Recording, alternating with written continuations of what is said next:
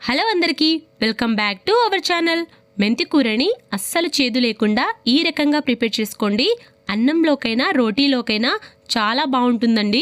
ఇదైతే అసలు చేదు లేకుండా కర్రీ అనేది ఎక్కువ మంది చేసుకోలేరు. అలాంటప్పుడే ఈ రకంగా చేసుకోండి, చాలా బాగుంటుంది. ఫస్ట్ అయితే మెంతి కూరని శుభ్రంగా కడిగేసుకోవాలండి. కట్టకు కట్ట ఉన్నప్పుడే ఆ రకంగానే కడిగేసుకోవాలి. తర్వాత ఇలా మొత్తం తెంపేసుకోవాలి. దీన్నైతే శుభ్రంగా కడిగేసుకొని చిన్న చిన్న ముక్కలుగా కట్ చేసుకొని పెట్టుకోవాలి. ఇప్పుడు ఒక గిన్నె పెట్టేసి గ్యాస్ మీద సిమ్లోనే కొద్దిగా పల్లీలు, కొద్దిగా నువ్వులు, కొద్దిగా శనగపిండినైతే వేసుకోవాలండి. ఈ రకంగా వేసుకొని దీన్నైతే ఫ్రై చేసుకోవాలి. ఇది మరీ కలర్ మారకుండా లైట్గా ఫ్రై చేసుకుంటే సరిపోతుంది, ఆ స్మెల్ అనేది వెళ్ళిపోయే వరకు. ఇప్పుడు ఈ రకంగా ఫ్రై చేసుకొని దాన్ని మిక్సీ పట్టుకొని ఆ పొడిని పక్కన పెట్టుకోవాలండి. ఇప్పుడు కొద్దిగా ఆయిల్ వేసుకొని అదే ప్యాన్లోకి ఎల్లిపాయలనైతే ఒక 10 రెబ్బల దాకా వేసుకోవాలి. అందులోనే మెంతి కూరని వేసుకోవాలి. కొద్దిగా ఉప్పు వేసేసి మొత్తం కలిపేసి మూత పెట్టేసుకోవాలి.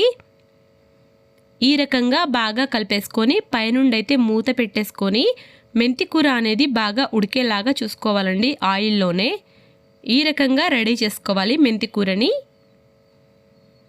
ఈ రకంగా రెడీ అయిపోయిన తర్వాత దీన్నైతే పక్కన తీసుకొని ముందుగా మనం ఫ్రై చేసుకున్న దాన్ని ఈ రకంగా మిక్సీ జార్లోకి వేసుకొని మిక్సీ పట్టుకోవాలి. ఇప్పుడు మెంతి కూర అనేది ఈ రకంగా ఫ్రై అయిపోయిందండి. దీన్నైతే పక్కకు తీసేయాలి. ఇప్పుడు గ్యాస్ మీద అదే ప్యాన్లోకి కొద్దిగా ఆయిల్ అయితే వేసుకోవాలండి. కొంచెం హీట్ అయిన తర్వాత అందులోకి ఆవాలను అయితే వేసుకోవాలి. సన్నగా తురిమిన ఉల్లిగడ్డ ముక్కలను అయితే వేసుకోవాలి. 2 ఉంటే సరిపోతుందండి. ఇలా సన్నగా తురుముకొని వేసుకోవాలి. పొడుగ్గా పచ్చిమిర్చిని ఇలా చీల్చుకొని వేసుకోవాలి. 4-5 ఉంటే సరిపోతుంది. 1 టేబుల్ స్పూన్ దాకా అల్లం పేస్ట్ వేసుకొని బాగా కలిపేసుకోవాలి. ఈ రకంగా కలిపిన తర్వాత మనం ముందుగా రెడీ చేసుకున్న శనగపిండి పొడిని అయితే వేసుకోవాలండి. ఇలా వేసేసి బాగా కలిపేసుకోవాలి.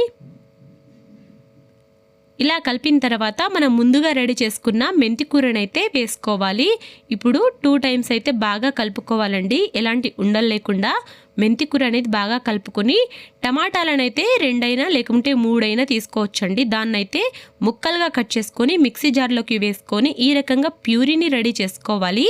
ఆ ప్యూరీని ఇందులోకి వేసుకొని బాగా కలిపేసుకోవాలండి. ఇప్పుడు ఇందులోనే చిటికెడు పసుపునైతే వేసుకోవాలండి. సరిపడా పసుపుని, అందులోనే సరిపడా కారాన్ని అయితే వేసుకోవాలి. సరిపడా ఉప్పుని కూడా ఒకటేసారి వేసుకోవాలండి. ఈ మూడింటిని ఇప్పుడు బాగా కలిపేసుకోవాలి. మెంతి కూర అనేది అస్సలు చేదు లేకుండా ఉంటుందండి. ఈ కర్రీ అనేది ఇలా రెడీ చేసుకుంటే చాలా ఇష్టంగా తింటారు. ఇలా మొత్తం కలిపేసుకున్న తర్వాత ఒక 2 మినిట్స్ ఉడకబెట్టుకొని ఇందులోకైతే గ్లాస్ ఆఫ్ వాటర్ అయితే వేసుకోవాలండి. ఇలా వాటర్ వేసుకున్న తర్వాత 10 మినిట్స్ కర్రీని అయితే బాగా కుక్ చేసుకోవాలండి. కొద్దిగా మిరియాల పొడి కూడా వేసుకొని మళ్ళీ మూత పెట్టేసి బాగా కుక్ చేసుకోవాలి. అంతే అండి, చాలా బాగా ఉడికిపోతుంది కర్రీ అనేది. 10-15 మినిట్స్ బాగా ఉడికించుకోవాలండి. అంతే అండి, చాలా సింపుల్గా మెంతి కూర చేదు లేకుండా ఈ రకంగా రెడీ చేసుకోండి. నా వీడియో నచ్చితే మాత్రం సబ్స్క్రైబ్ చేయడం మర్చిపోకండి. లైక్ చేయండి, షేర్ చేయండి, కామెంట్ చేయండి. Thanks for watching.